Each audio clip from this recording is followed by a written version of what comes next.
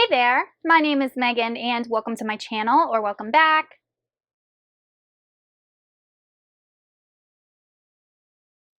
Today I'm going to be doing a book review for Corrupted by Penelope Douglas. Corrupted is the first book in the Devil's Night series, and this is a dark romance 18+, and it is the third Penelope Douglas book that I have read. The way that I structure my book reviews is I discuss the plot, the things that I liked, the things that I didn't like, and then I give the book an overall rating. So check the timestamps down below in the description box if you're interested in skipping around. But before we go ahead and get on into the review, if you're not already subscribed to my channel, please consider hitting that subscribe button, as well as giving this video a like to throw my channel a little bit of support. In Corrupted, we are following two main characters, two point of views. One is Michael, one is Erica, who goes by Rika. And then we also have a dual timeline. So we have flashbacks and then, of course, the things going on in the present time. All the characters from these families come from a lot of wealth. Most of their families have prestigious careers. Anyway, they're extremely wealthy. When Erica was little, she was involved in a car accident and her father unfortunately died. She is the only child of her father and her mother never really recovered from losing the father, and she is self-medicating and depressed and just not in a good spot.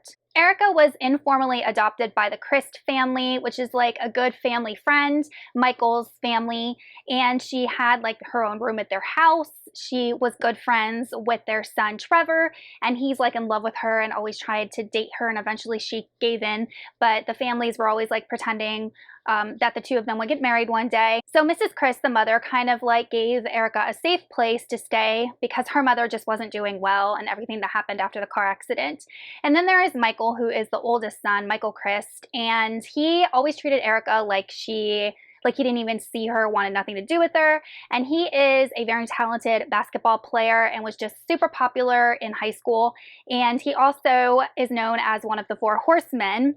He has three best friends, and every single Halloween they would go around and they would pull these pranks in their town, and everybody kind of like looked the other way because they were star basketball players and led their high school team to victories and things like that. So these group of boys were known for getting into trouble and causing mischief, but they never really took it too far.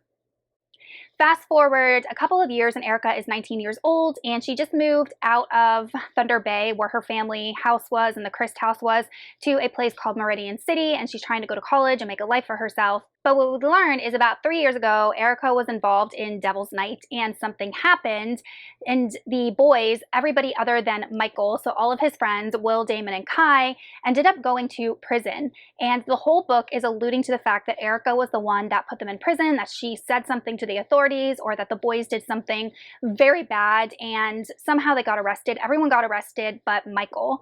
So for 3 years, all four of these boys, even though Michael didn't go to jail, he was still very bitter and angry towards Erica. So for 4 years, 3 to 4 years, these men have been in prison and stewing over what Erica did to them. And they are released from prison and they vow to get revenge on Erica, hurt her however they deem fit, and just completely ruin her life because she ruined their lives. So Michael is the only one that wasn't really affected by what Erica quote unquote did. He was not arrested, he wasn't implicated in anything, and he ended up going to college, and he actually plays for the NBA now. So he has a lot of wealth and money and prestige, but he feels loyalty towards his three friends, so he helps to orchestrate this revenge on Erica. As the story progresses, obviously all these events that supposedly happened on Devil's Night in the past come to surface, and the characters learned what actually happened that night. And then we do have an antagonist in this book that is looking to hurt Erica and Michael. And then we also have Michael, who vows to hate Erica, ends up falling for her, and vice versa. And that is where the romance comes into play. Going on into the things that I liked, as you can see, this is a very complicated story. There are a lot of things that are going on. And one of the things that I liked was the dual timeline, the past and the present, because it really provides just a lot of context to help what's happening in the current timeline more palatable, more believable, more immersive. And I was really curious what Erica actually did to get these boys put in prison. And Penelope Douglas did a great job just giving those little clues to keep me wanting to read before she finally revealed what really happened about 2/3 of the way through. Another thing that I really liked, and I don't think I will ever say this again in my entire life, but if you are looking for a romance to read during Halloween, this is is definitely the book to read. So when I first picked this book up, I ended up reading, I think it's like the author's note at the beginning of the book. I thought I was reading chapter 1. I'm like reading it. I'm like, this doesn't make sense. But it was actually Penelope Douglas, and she was, talking to the reader, and she was talking about how she loves Halloween. She loves spooky movies. She loves Michael Myers, and that is why she named her MC Michael. And she wanted to incorporate in this book all the spooky things that she loved in the Halloween season, such as old abandoned churches, catacombs, mischief, men in masks. She actually did incorporate a ton of those elements in this book, and there were a couple times where they were kind of creepy.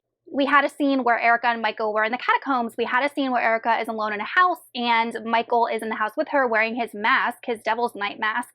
And even though we know that he's not really going to hurt her, there is some creep factor to it. We also get the whole revenge fantasy where you have these 4 guys that are going after this girl to hurt her. So throughout this whole book, I was wondering, are they going to be violent towards Erica?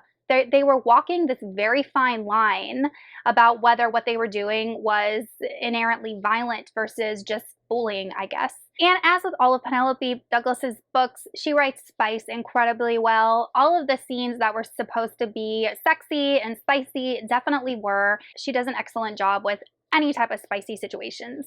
Moving on into the things that I didn't like, I really did not care for any of these characters to a large extent. So Erica was supposed to be portrayed as a character that was strong and grew a lot throughout the story. And to be perfectly honest, I found Erica to be a horrible main character. I found her to be stupid and weak, and I just did not like her at all. Penelope Douglas even said she wanted to write a story about a girl who kind of came into her own. And I'm like, this girl's an idiot. Like, every single decision she made was completely idiotic, and she was just following her heart, and that got her in a lot of trouble. She didn't stop and think logically about whether the situation she was putting herself in was dangerous or could lead to bad consequences.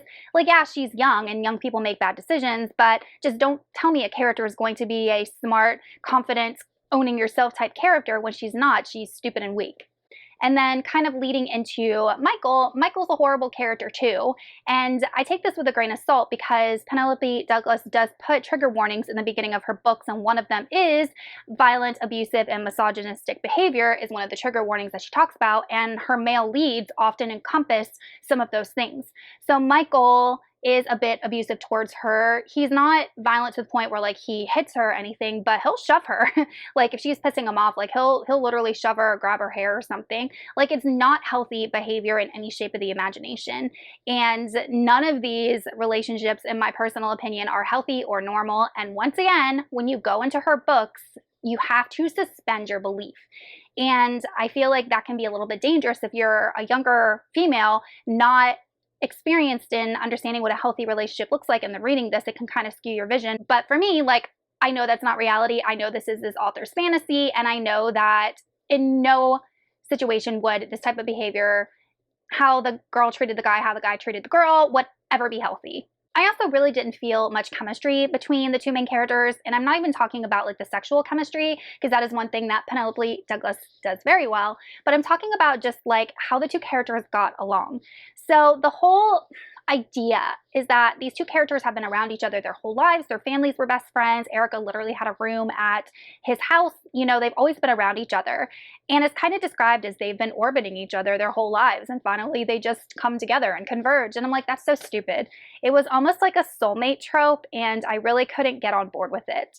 All in all, Corrupted actually was a fun book to read. It actually infuriated me at times, and when a book can make me literally angry, that's a good thing, because I like feeling those strong emotions when I'm reading. And out of all the things that this book made me feel, anger was prevalent. I actually wanted to stop and skip over certain portions because I was so angry. So kudos to the author for making me feel such a strong emotion.